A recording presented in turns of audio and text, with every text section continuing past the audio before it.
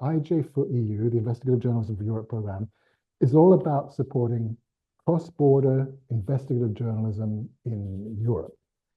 We believe that watchdog journalism is a public good. And we also believe in the power of collaboration to tackle stories particularly on transnational significance. So think about corruption, think about organized crime, climate change, pollution, security, migration, surveillance, privacy. The list goes on and on. And our mission is to support a stronger and more resilient news ecosystem at a time when, frankly, independent journalism faces increasing pressures. So IJ4EU gives journalists the resources to do something which is truly ambitious. Of course, cross-border journalism requires time, teamwork, courage, and of course, money. And I think money is probably the main reason most of you are here today. So we're going to talk about that.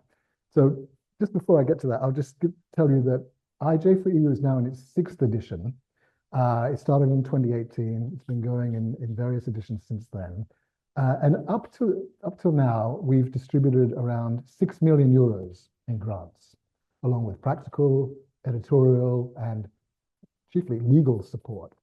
And this has allowed hundreds of journalists and newsrooms all across Europe to conduct really groundbreaking investigations that have had real-world impact.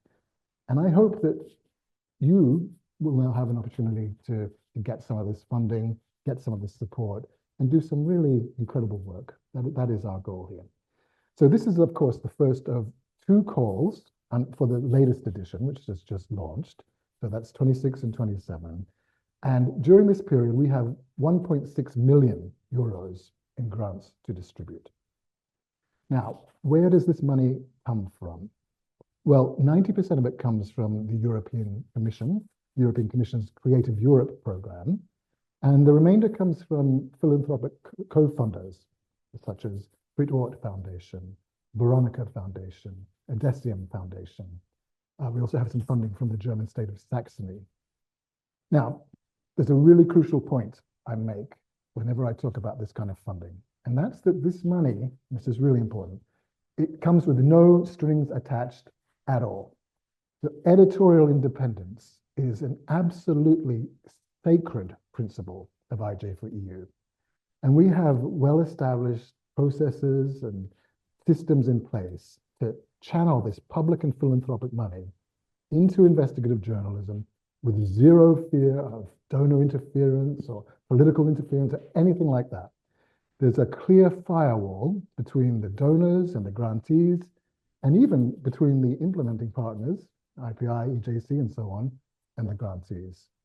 So all projects, for example, are chosen by independent juries, very high standing, and this ensures that you can work freely, independently, but while receiving legal, financial, and editorial support.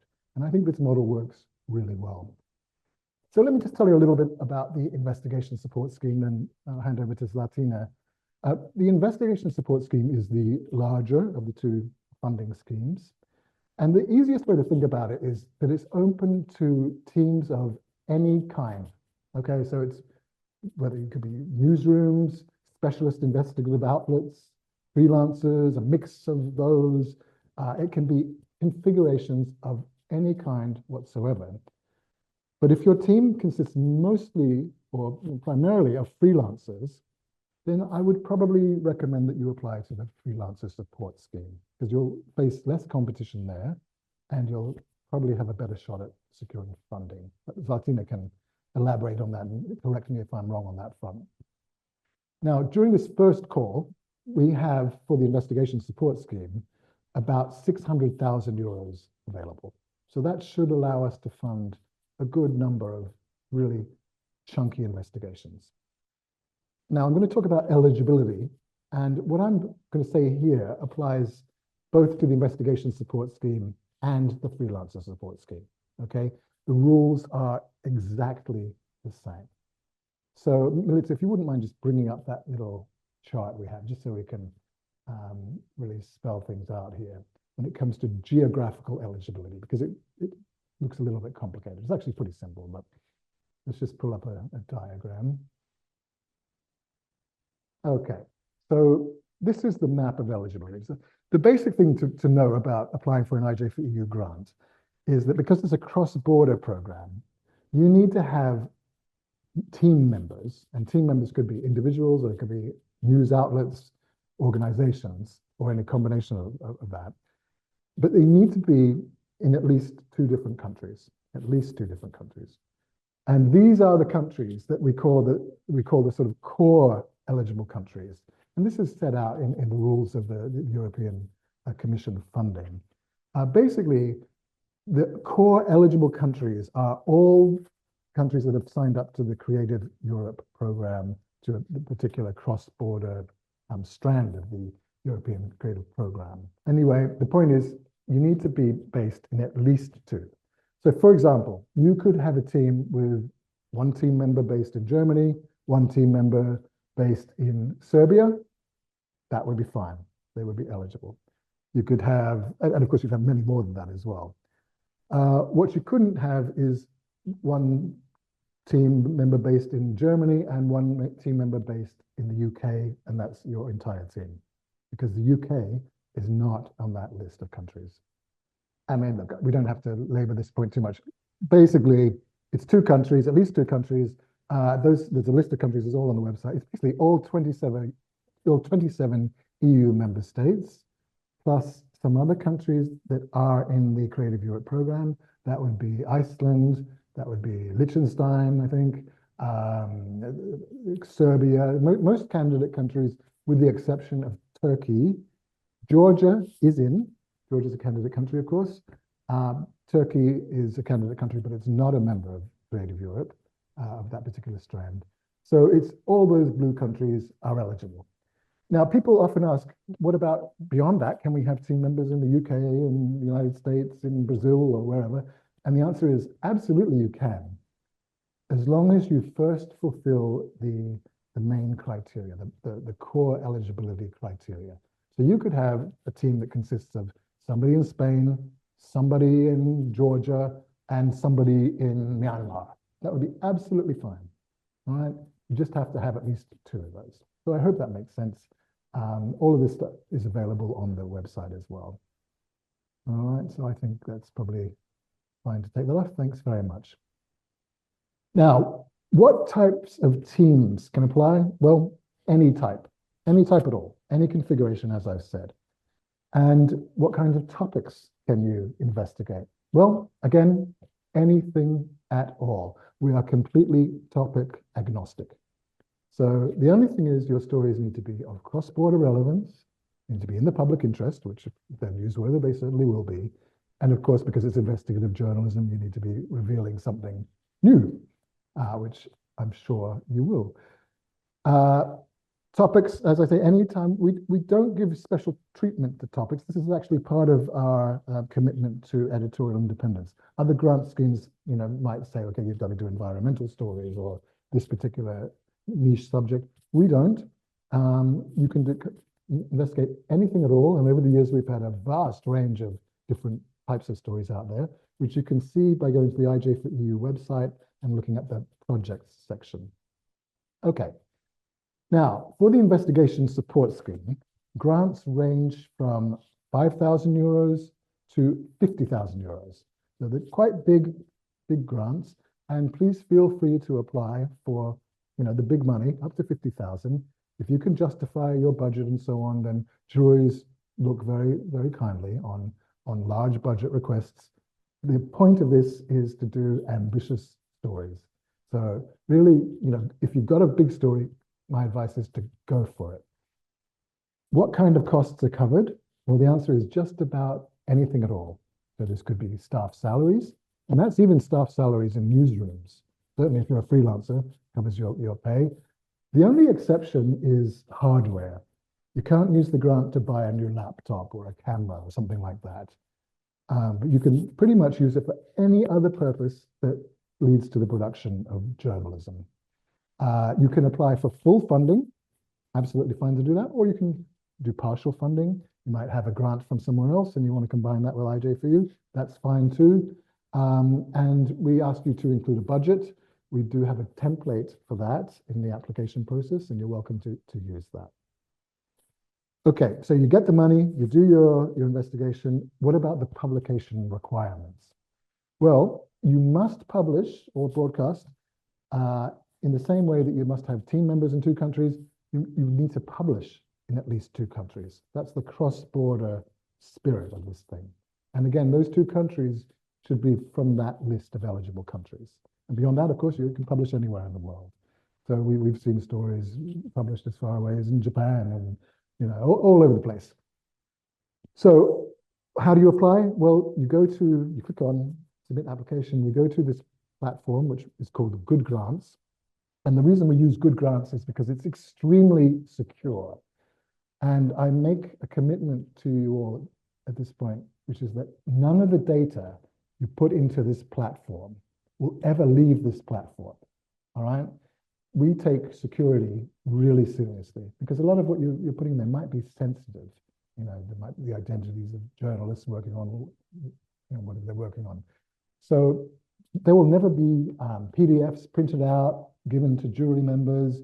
There'll never be emails flying around with sensitive details from your applications. Everything is contained within this Good Grants secure platform. Even when it comes to reviewing and judging and debating the applications, the jury members, they're all doing it inside the platform. So no data will ever leave that. You really take your security and your privacy seriously. So what we recommend is that you designate a lead applicant who will actually submit the proposal on the platform. You create an account, and when you create an account, you'll be able to actually view the form, and actually you can take a little PDF sort of blank printout of the form just to see what's required of you. It's not a very long application process, but you do need to give some thought to it. There are sections where you describe your team, you just outline your project, you explain why it's new, why it's relevant, you give a publication plan, you give a budget, a risk assessment, as well as what we call letters of intent from publishers. And it's a good idea to get these letters of intent if you can. These are non-binding. This is simply saying, yeah, this sounds pretty good. Assuming it meets our editorial standards, we'd be interested in considering running this investigation. Strong letters of intent like that will significantly boost your chances. Okay, I know that this can feel a bit overwhelming, especially if you're new to this process or if you've never filled out a grant application like this. But I'm happy to say there is some help to help you improve your chances. So on February 23rd at 1 o'clock CET, our friends at Arena for Journalism will hold a masterclass. It's called a cross-border investigative masterclass. And they will go over, give some tips for how to craft a strong proposal, how to, home in on your idea.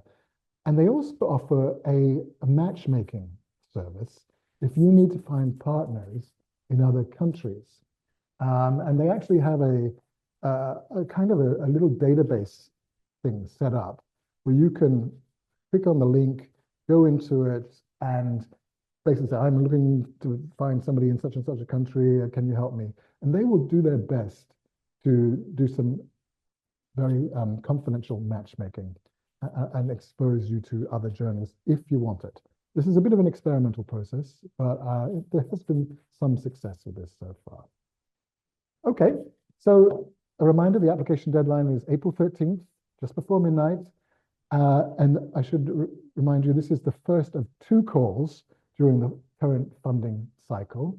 The next call will open on December 1st, all right? And so you'll have 9 weeks from December 1st to submit. So if you're not successful this time, feel free to reapply the next time. We do give feedback sometimes if asked for. If your application is unsuccessful, we do our best to give feedback if required. And so you have 2 chances within the current funding cycle to apply for grants. An independent jury will make the call on who gets the grants. We keep the identities of our jury members confidential until the projects are chosen, except for the jury chair. And we will soon be announcing who this year's jury chair is for the investigation support scheme. In the last edition, it was the incredible Salvadorian investigative journalist Carlos Dada, and we've had other very prominent people in the past, people like Natalia Gumeniuk, Lidia Cacho, Wolfgang Krach. These are some big names in journalism who lead these chairs, lead these juries.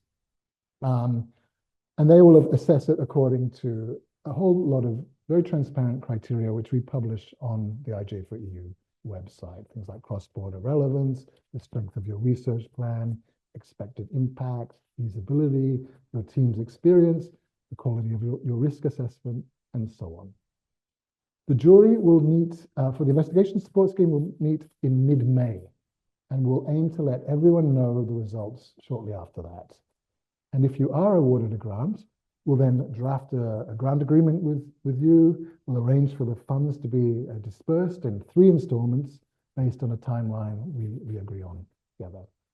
And just before I hand over to Zlatina, I'll also mention that beyond the money, IJ4EU offers other kinds of support.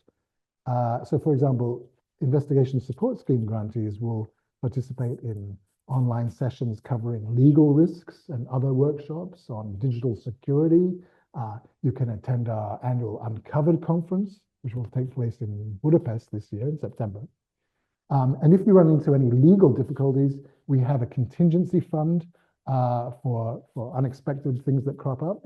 And if you need bigger support on the legal front, we also have access to other mechanisms, such as the Media Freedom Rapid Response Mechanism, which has a much bigger legal fund, and we can provide advocacy support on your behalf. Basically, we are here in the background to support you throughout the whole journey of this investigative project. Okay, that's enough from me for now. I'm sure we can come back to some of these things in the Q&A in a minute, but let me hand over to Zlatina to tell you a little bit more about the freelancer support scheme. Thanks a lot, Tim. And hi, everyone. It's really nice to see so many people that are interested in IJ4EU, and I'm sure that you all have wonderful ideas about investigations. Thank you, Tim, for outlining the basic eligibility criteria, requirements, publication requirements, and deadlines, which fortunately are exactly the same for the freelancer support scheme as well. Just as a very short reminder, so the freelancer support scheme is the second and the smaller grant support mechanism within IJ4EU. In the current edition of the program, we have a total of 400,000 euros that will be allocated in 2 funding rounds. And these rounds run in parallel with the investigation support scheme, already fully described by Tim. In terms of geographical eligibility criteria, I will not ask Milica to pull up the map again, but please, you are welcome to refer to the IJ4EU website and consult with the map. So in terms of geographical eligibility, again, we need cross-border teams that are based in at least 2 different countries that belong to one of the Creative Europe signatory states. The biggest differences between the investigation support scheme and the freelancer support scheme is that, as the name suggests, our grant supports teams, cross-border teams that are a collaboration among predominantly freelancers, which means that if you're a team of freelance journalists investigating a topic in the public interest of European relevance, you're more than welcome to apply to our grant. The second condition, in order to qualify or for the freelancer support scheme to actually be the best fit for your proposal, if your estimated budget is up to 20,000 euros. So the freelancer support scheme provides grants of up to 20,000 euros. 2 cross-border collaborative teams composed of freelance reporters. So if you're working on a cross-border investigation that would cost you up to 20,000 euros, please apply to our scheme. If, however, your estimated effort goes beyond that budgetary limit, then you should apply to the investigation support scheme. The other distinctive element of the freelancer support scheme, and actually the reason why our budget is limited to 20,000 euros, is that, as Tim already mentioned, usually our support goes beyond just the money. As part of the freelancer support scheme, in addition to the funding element, all our grantees will receive additional support in the form of mentorship and additional training opportunities throughout the implementation of your projects. What does it mean in practice? It means that once your project is selected and awarded funding, your team would be matched to a mentor who would provide you with ad hoc or regular support depending on how you agree with your mentor. The mentorship program will not guide, lead, or implement your investigation. We know that you're capable, and it's always up to the team to do the heavy lifting, to do the work. When it comes to the mentorship, just so that you have an idea in terms of the amount of time or investment or commitment, our teams can benefit of between 2 and 3 days of mentoring throughout the implementation of their project. How you will agree and arrange to use that time, it's up to you and your assigned mentor to decide. You can have regular calls, meetings, exchange of messages, or setting up a WhatsApp group. We have always given our grantees the freedom to decide on what works best. How we are assigning the mentor, we try to already get an idea of our applicants' needs at application stage. So in the application form for the freelancer support scheme, you will see there is a section where we ask you what kind of additional expertise or knowledge or topics or skills you might benefit from, so that we already get an idea of what kind of experts we can contact. So, and once that the successful projects have been selected, we do one more round of consulting with our grantees and then match them to a mentor. In addition to the mentorship element, we also organize a few more online training sessions that are available to our grantees. Again, the specific topics of these training sessions are consulted with the grantees once they're selected. We have had sessions on data visualization, OSINT techniques, pitching, but also trauma-informed reporting, etc. So we're trying to decide on the topics once we have the selected investigations, once we survey our grantees, what might be really useful to them. And the third type of additional event or support that we provide to our grantees is online networking event or opportunity at the kickoff of every funding round, where basically all our grantees get together and have the opportunity to interact with each other, share challenges or just experience, and establish a network and a community among themselves so that they can also keep in touch in the future. Those were the differences. And what makes the freelancer support scheme a standalone support mechanism within IJ4EU. As already mentioned, everything else is the same as already described as TIM in terms of eligibility, publication requirements. Again, investigations need to be published in at least 2 different media outlets in 2 of the different Creative Europe countries. The projects, just like the ones under the investigation support scheme, are selected by an independent external jury. And it's a jury that is separate from the one judging the investigation support scheme proposals, because we're also trying to get jury members that are familiar with the specifics of the freelance reporting, freelance investigation work, etc. You can also have a look at the website at our previous juries. The timeline is very similar to the one for the investigation support scheme. So selection, evaluation, and decision making will be completed within the month of May. So you can expect that your investigations or the project will kick off somewhere at the beginning of June, just to give you an idea. I think that this is everything that I wanted to mention in terms of application procedure. Again, it is through the Good Grants platform already described by Tim. The procedure is the same as for the investigation support scheme. Every freelance team needs to appoint a project lead or team lead who will complete and submit the proposal on behalf of the collaboration.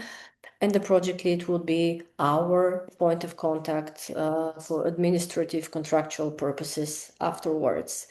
Maybe worth mentioning the deadline once again. It is the 13th of April, just before midnight. Please don't leave the submission for last minute, although like based on our experience, this is what most people do, and we know that you need that time.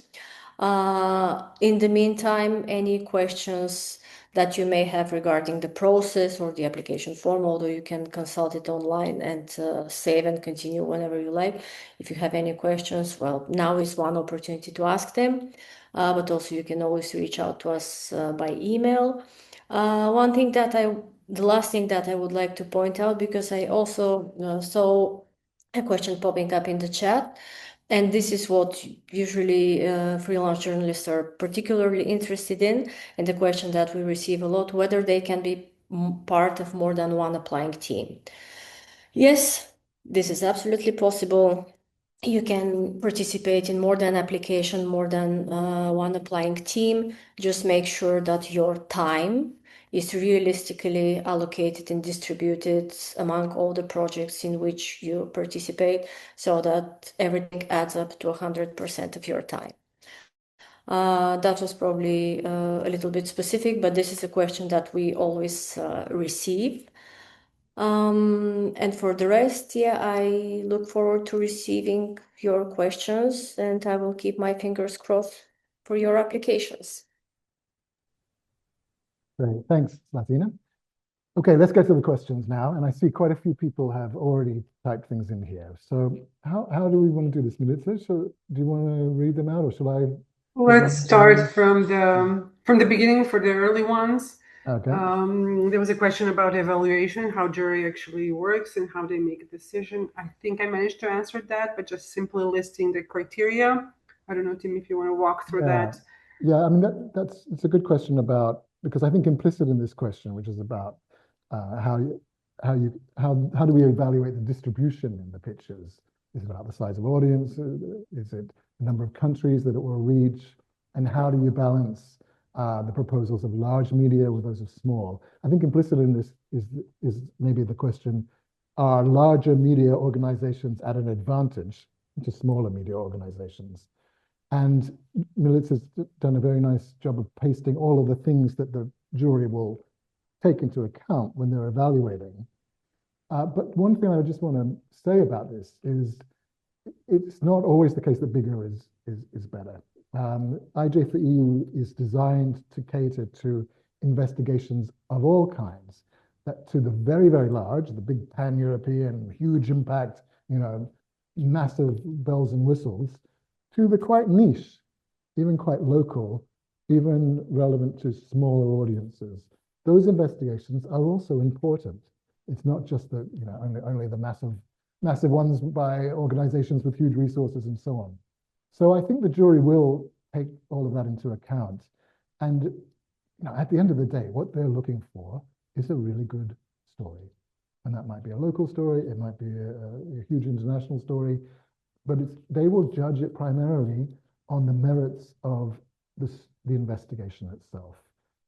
So all these other factors, like the size of the media, the teams, the audience reach, all of that stuff is kind of secondary to what they consider the strength of the story, is what I would say from experience. I don't know, Latina, would you agree with that? No, I think you covered everything, Tim. And again, I didn't spend time on this to reiterate that for the freelancer support scheme, it's absolutely the same in terms of criteria and the fact that we don't have a preference for topics or formats, and it's all about the merits of the application. So I think that's in the context of that question as well. Maybe we can move on to the next one, which actually we already covered, but I think it's worth repeating. How to get cross-border partners to work on any investigative support. And maybe related to that, there was another suggestion, maybe to create a WhatsApp group for the participants of this event, which I don't think we should or could do. Once again, we suggest using the matchmaking assistance that we get from our partners at Arena. I can post again the link to the form where you can fill in, and they will help you find a match, find a reporter based on topic, based on country, and that's the best way to go. Another thing you can do is to join us for the master class we have next month, 3rd of March. It will be actually held by our partners at Arena, and again, they can help. That's the best way to go, I would say. So moving on to the next question. Is it possible to apply if you have already started the project, and if so, at what point is the project too far developed to be eligible? Yeah, that's a little tricky to answer in the sense that, of course, you are absolutely welcome to apply for a project you've already started. The jury might say, well, you've already done 75% of the investigation. We'd rather this money went to a project that is beginning from scratch. They might say that, they might not. It kind of depends. I would, and also you would be applying with some risk, like you would be starting the project not guaranteeing that you will get the funding to complete it. So you would need to, I would think, have some confidence that you could continue the project even if you didn't get the IJ4EU funding. So basically, I would just say use your common sense on that one. There isn't really a clear-cut answer to that. And if I may add to it, yeah, just have in mind the timeline that Tim and I already mentioned, that your funded project would potentially start around June. So you should apply in that case for funding that would cover your costs after June till the end, or till the end of the phase of the investigation that you're applying for. Other than that, yeah, you're more than welcome to do so.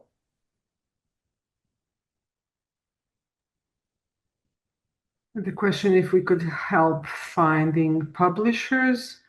So unlike finding partners and journalists to cooperate with, this is not something we could help with, finding publishers. It's actually part of preparing the proposal, since you are expected to submit letters of intent, meaning you already presented the idea and the project to some of the publishers and media who showed interest in publishing it. Then we're moving on to the next one. For cross-border investigation that considers 2 EU member countries, 2 EU member countries eligible and 1 country outside the region, is it acceptable if the country outside the region is the main proponent? Good question. The simple answer to that is not really. The spirit of the eligibility rules are that the center of the gravity of the investigation should be in those eligible core countries. But it's a judgment call as well. What is the main proponent? But in general, this is a European-funded, European-centered program. Doesn't mean that stories can't go outside of Europe. Many of them do. In fact, in the last edition, half of all projects had countries outside of Europe as part of the reporting. So you very much can have countries involved that are outside, but it always comes back to the point, the story needs to resonate for a European audience, and the players really, I mean, this is funding primarily for European journalists. So that's kind of the starting point. And then within that, we push the flexibility as far as we possibly can. So it's usually a way to make it work, I would say. Most stories are, interesting enough that it's just about how you define this main proponent thing. I wouldn't get too worried about it. I mean, if it's a really clearly, a case of a story that is really very little to do with Europe and it's all about, say, I don't know, sub-Saharan Africa with no European connection, but just a couple of token European journalists thrown in just to get the IJ4EU funding, that probably wouldn't work. But most stories aren't like that. So I hope that answers that. There are more questions about publishing and publishers, and I would merge this question with another one related. Okay, so we go. Does this publisher have to be a newsroom, or can it also be NGO that publishes investigative research? And I think we also had a question if there's a list of publishers that qualify as publishers. So I think we don't have a list like that. No. So to answer the first question, yes, it can be an NGO that publishes investigative journalism. Absolutely. So for example, what would an example be? Open Democracy, maybe would be an example of that. Maybe Transparency International, maybe. So yes, that's fine. We don't have a list either, because in the same way we are topic agnostic, we're also organization agnostic. Now, obviously, we don't want stories published with really dodgy, kind of a bad actor, horrible, right-wing, disgusting kind of fake news sites or something like that.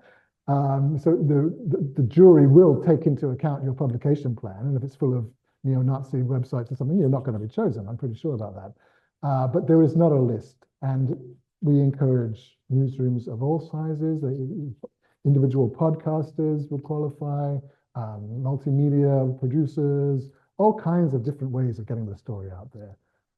So we don't have a list, but it's basically the litmus test is this news organization, or is this outlet, or is this publisher, is it producing, or is it consistent with high quality independent journalism? And by independent, I don't mean independent in the way that some, right-wing podcasters might call themselves independent media. I'm talking about like truly independent media that is not tied to states, that is not tied to oligarchs, that kind of stuff. So I hope that makes that clear. I think Zlutina already answered the question Natalie had, like if you can be part of the team, submitting several projects, that is okay. Good question and good references to always check the list of projects that we funded before, so you can just get some sense of which stories got funded, approved, and just to once again see the variety of topics that are funded. Can we budget money projected to be spent before the jury gives its response?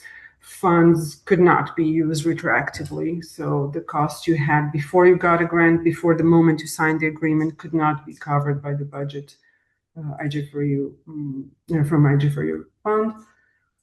WhatsApp platform and WhatsApp group, no, we cannot create it. We don't even have your contact, and we wouldn't dare to share it in the group. There's some privacy reasons for that, and yeah, simply, as I said, best way is through the matchmaking assistance, contact Arena, and that will help. Okay. Is a letter of intent needed from a publisher also for the freelancer support scheme? Yes. As we said, it's a strong indicator that you presented your work and your idea, you pitched it, and you got positive feedback for it. We understand it's not like absolute commitment, nor we expect someone to commit to that before the investigation is done, but it's a strong indicator that you have a solid idea, solid project that someone is interested in publishing. When do we need to end investigation work? When do we need to get it published? Standard deadline with some flexibility is 6 months after you sign the agreement, after you get the grant. And so 3 months after signing the agreement, you're expected to submit a progress report, kind of midterm report, just for us to get a sense how far you got with the project. 6 months after that, It's more or less the time when you are expected to submit the final report with the list of publications. Of course, there is some flexibility. We understand that maybe you'll need a bit more time, but Yeah, that's more or less timeline. Can I just jump in a little bit on that as well? That's right. We say it's around 6 months is the kind of the timeline for this grant.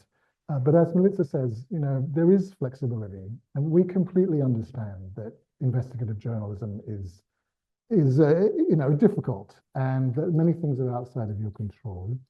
Many things are outside of your control when it comes to the reporting. Many things are outside of your control when it comes to will the story stand up? Will you actually be able to prove the hypothesis? And then, of course, there are all the variables with the publishers, who may, they have their schedules. The presidential elections and the midterm elections, things come up, whatever it might be. So we are actually very flexible, and we pride ourselves in taking a journalist-first approach to this. We're not like some other funding programs. I think would be a lot more sort of strict on this kind of thing.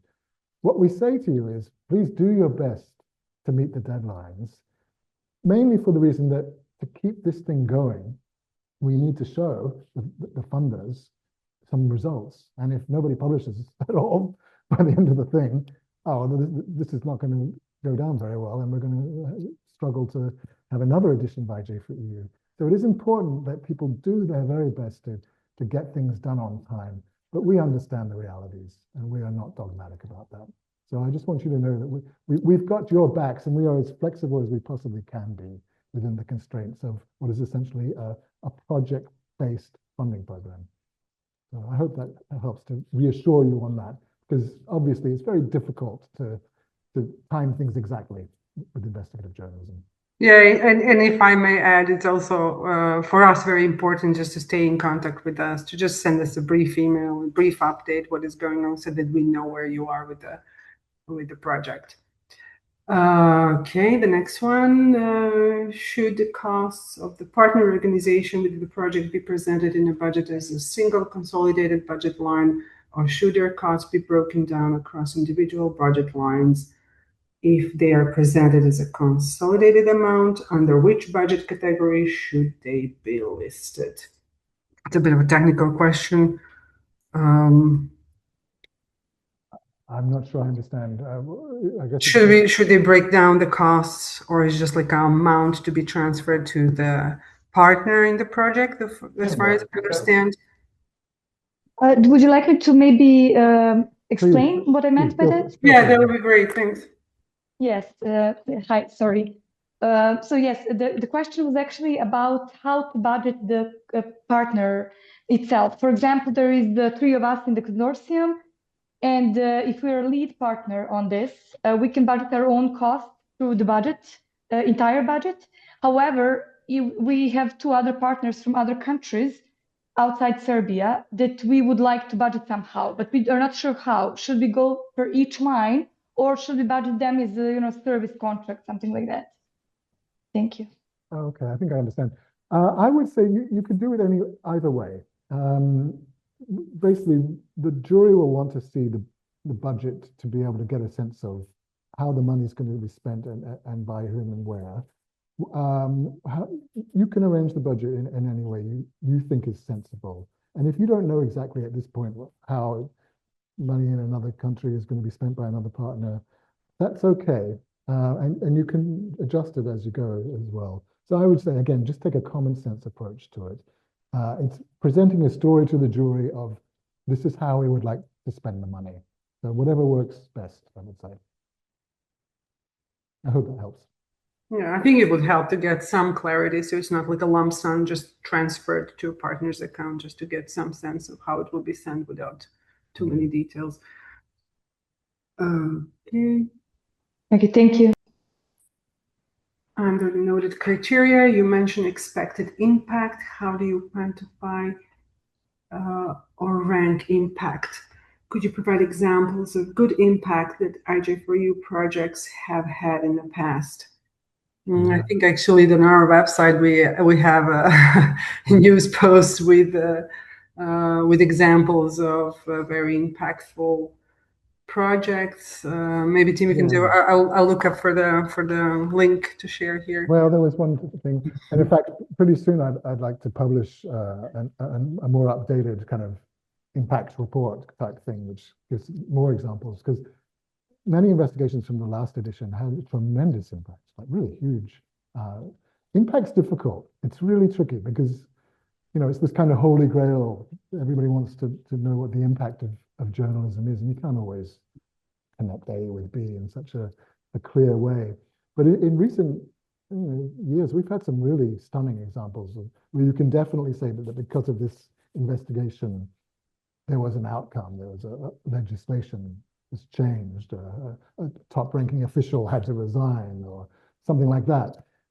So those are the kinds of things that ideally every story would we'd say, like, the impact we expect is that the government's going to topple, something like that. Obviously, that's not realistic most of the time, anyway. So I think in the application, when you're talking about impact, just try to give the jury some sense of what you think the impact could be if this pans out, if this story turns out as you expect it to.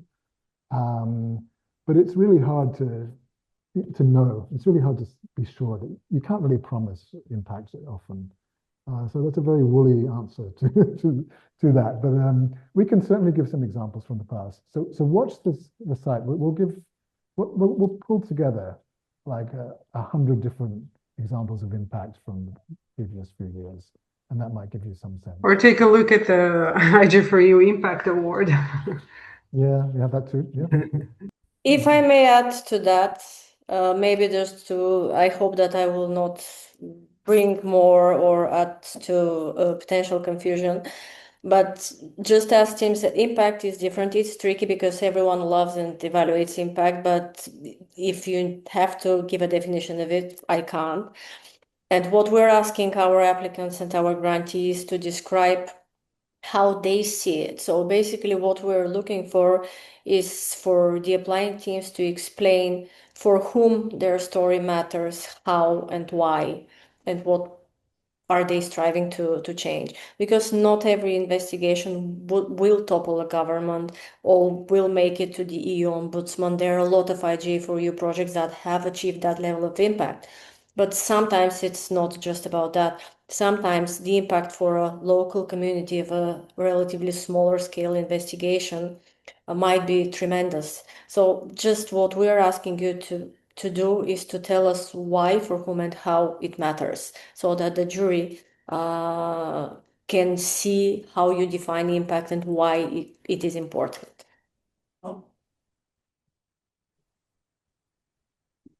Okay. Does this mean that if my project is eligible after a positive response in May, I should consider allocating my budget between June and October for research? Yeah, I think that's the timeline you should count with. I think that's what I understood. And when should I negotiate with the media outlet for the publication of the article, just to get an idea on the dates?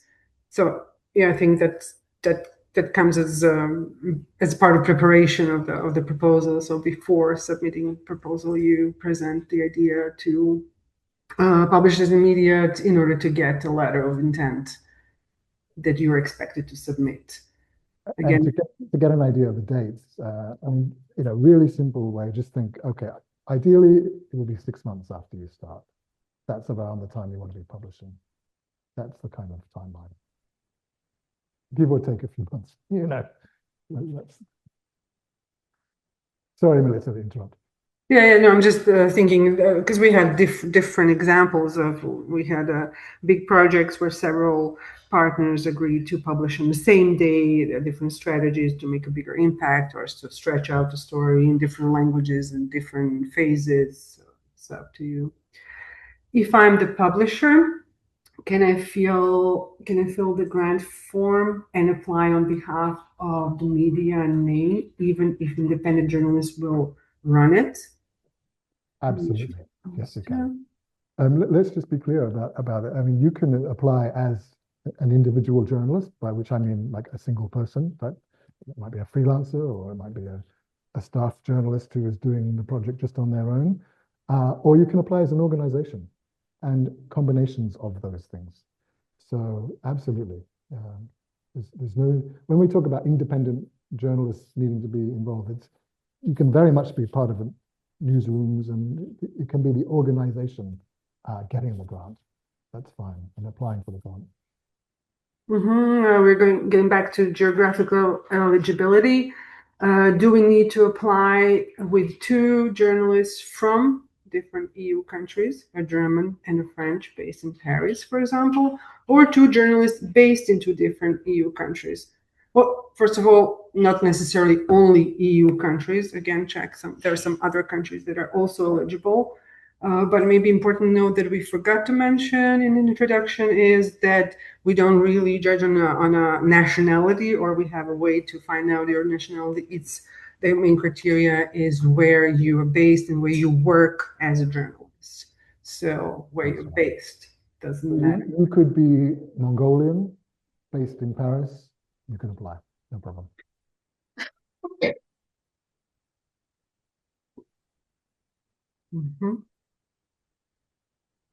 Can you please explain the eligibility criteria for, what is this, EAP-based media organization applicant? Eastern Partnership, maybe? I'm not sure what. Maybe Eastern Eastern Partnership, yes. Partnership. Well, again, I think I would just refer you to the list of countries. It gives a pretty definitive picture of which countries are eligible and which aren't. I hope that it's all on the website, and I don't know, Melissa, do you want to bring that? I'm pasting it again. There's a link that will take you directly to the map. Right. And you can see which countries are listed there. And I think another thing that's worth pasting again and sharing again is the link to the form for matchmaking. So I'm going to do that as well. I mean, all of that you can find on our website. Yes, we absolutely can share a recording of the webinar. We will publish that on the site. Okay, so we've come to an hour. Any more questions? Oh, okay. So Armenia has a super. Yeah, unfortunately, Armenia is not. It's not eligible as a core country. It's not one of those ones in the cross-border strand of the Creative Europe program. But certainly, journalists from Armenia or based in Armenia are welcome to be part of teams that do fulfill the core criteria.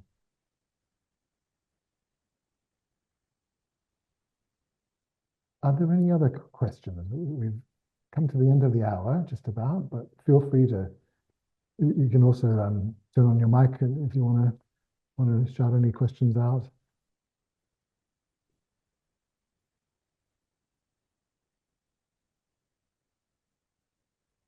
All right, well, that's pretty good timing. That's right on the hour. And of course, if you do have questions that spring to mind later, feel free to write to us. You can write to us at IPI for the Investigation Support Scheme. We have a generic email for that. It's grants@ipi.media. Oh, there you go. And of course, you can write to Zlatina for the Freelancer Support Scheme. Thanks, everybody.